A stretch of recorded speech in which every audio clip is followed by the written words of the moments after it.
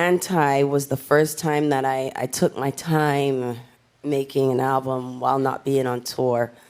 And that frustrated my fans a bit, and here I am doing it again to them. But ANTI for sure, top favorite album I've ever made.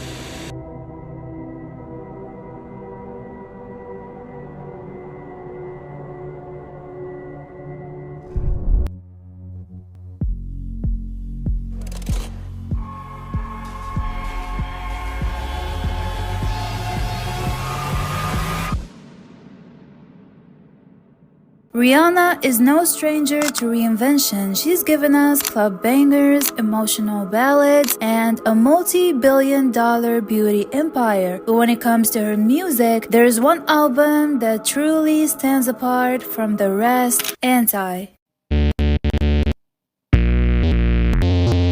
Let's be real, Rihanna could have kept making chart-topping hits forever. She had the formula down, but then she did something no one expected. She stopped. After years of back-to-back releases, Rihanna disappeared from the music scene, and when she finally returned, she didn't just drop another loud or unapologetic. Instead, she gave us ANTI.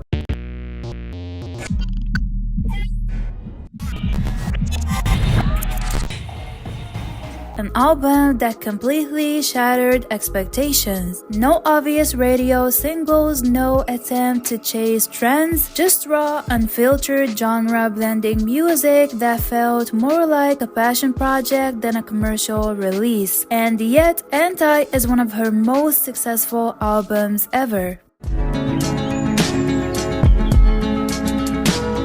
Hello everybody, it's Nessi, and in today's video we're taking a deep dive into ANTI, one of my all-time favorite albums. We'll be exploring how it came to be, why does it still feel fresh almost a decade later, and most importantly, why does ANTI feel like Rihanna's final musical statement. So without further ado, let's dive in.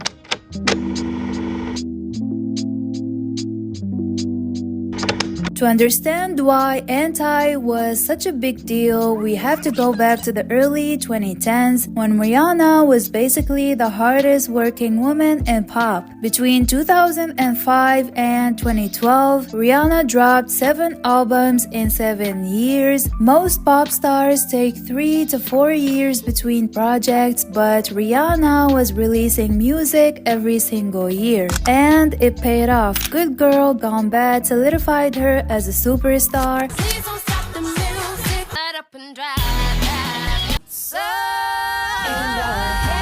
Rated R showed her darker, edgier side.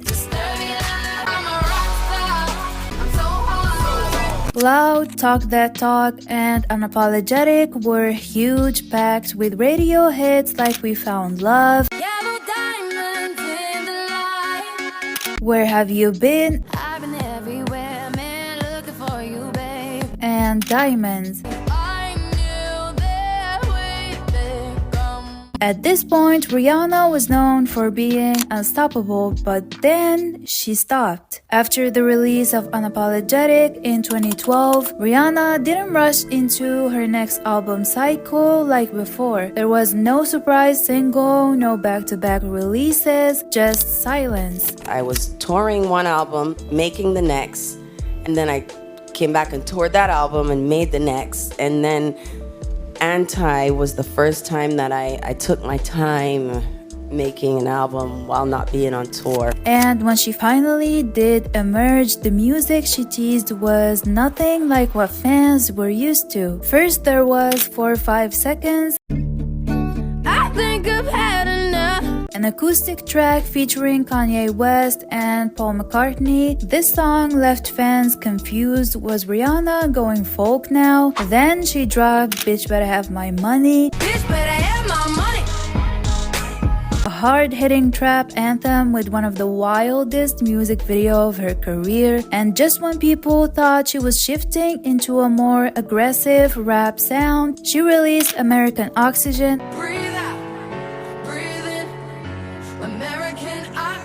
a politically charged ballad that sounded like it belonged to a completely different album. At this point, nobody knew what Rihanna was doing. Was she experimenting, testing different sounds, or was she just lost in the creative process? Then, in January 2016, after months of delays and speculation, ANTI finally arrived, and it was nothing like what anyone expected.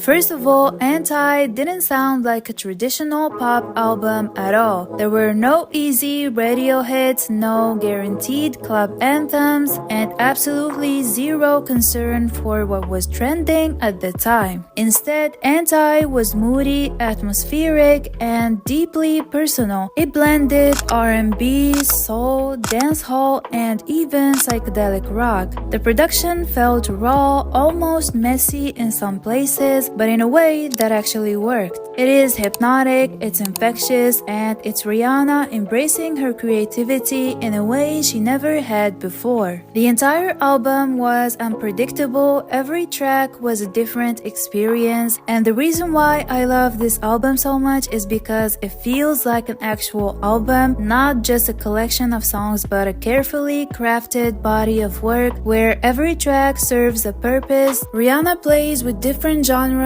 so effortlessly. One moment she's embracing dancehall influences. I believed all of your dreams are duration. The next she's delivering a soulful, gut-wrenching vocal performance. Baby, you got me like I. She experiments with psychedelic rock and stripped-down piano-driven ballads. Nothing but a tear that's all for breakfast. Lyrically, ANTI is raw and emotionally complex. Rihanna isn't just singing about love and heartbreak, she's exploring power dynamics, vulnerability, self-destruction, and the push and pull of desire. Tracks like Needed Me flip the traditional breakup narrative, making Rihanna the cold-hearted one, while Higher sounds like an emotional voicemail you shouldn't have sent. This whiskey got me feeling pretty. In retrospect, ANTI was Rihanna's way of saying, I don't care what the industry wants, I'm making the music I want to make. And somehow that made the album even bigger.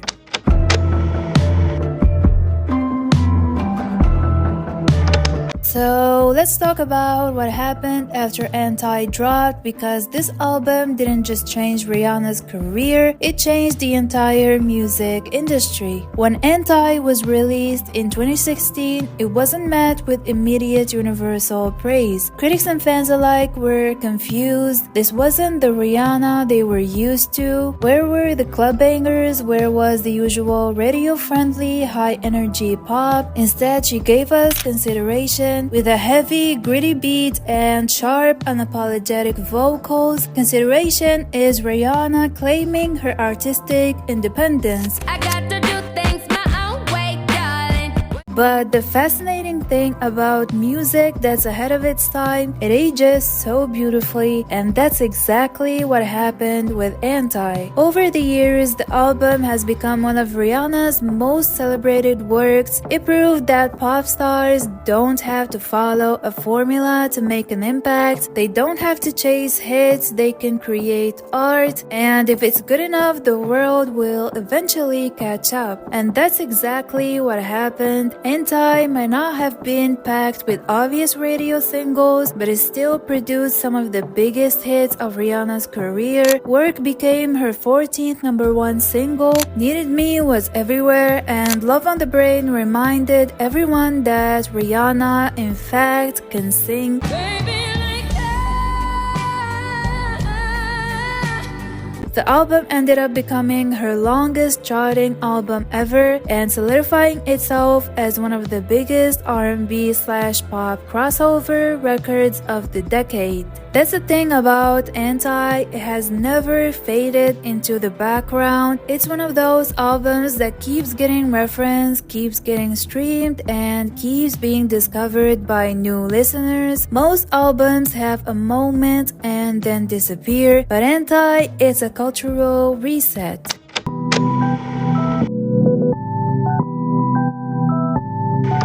So why does Anti still matter today? Why does it continue to be one of Rihanna's most defining albums even nearly a decade later? First, let's talk about impact. When Anti dropped in 2016, it wasn't met with universal praise. In fact, the rollout was a mess. Tidal accidentally leaked the album early, and when it finally drops, it did not immediately dominate the charts the way Rihanna's previous albums had. But that's because Anti wasn't trying to be another Loud or Talk That Talk. It wasn't made to chase the trends of the time. It was made to be a body of work, and that's exactly why Anti aged so well. Another reason Anti still matters is because it represents Rihanna's artistic freedom. Before this album, Rihanna was known as a hit-making machine, cranking out an album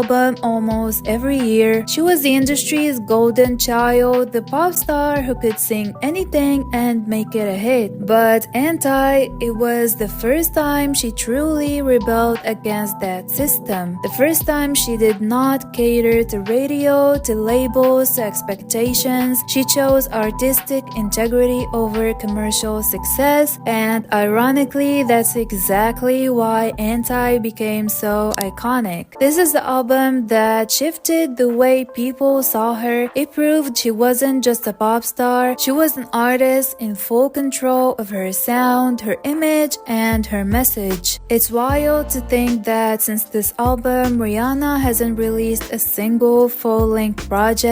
She went on to build an empire with Fenty Beauty and Savage X Fenty, completely reshaping the beauty and fashion industries. Even now, when we talk about Rihanna's best work, Anti is always at the top of the list, at least for me. Not because it had the biggest hits, not because it sold the most in its first week, but because it was her most fearless, most personal, and most timeless album. It wasn't about following trends, it was about setting a new standard. So, will she ever top Anti? Will we ever get a follow-up? Or was this the final masterpiece before she moved on to bigger things? Either way, one thing is clear, Anti wasn't just an album, it was a statement, and nearly a decade later, that statement still stands.